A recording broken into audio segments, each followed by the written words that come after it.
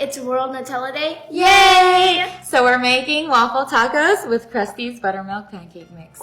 First, I'm gonna put in 1 cup of the pancake mix. Our water, this is 2/3 cup cold water.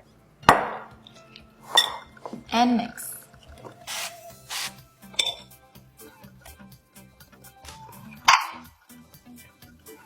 We just made our waffles. Look how cute they are. We're gonna add our Nutella right inside.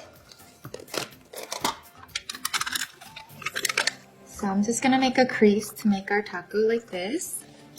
So cute. Adding our hazelnut Nutella spread. Yum. Yummy. Okay, and now for our taco seasoning, I'm gonna add in some bananas, some strawberries, and some blueberries. So good. They're so perfect. You like them? Mm-hmm. Happy World Nutella Day.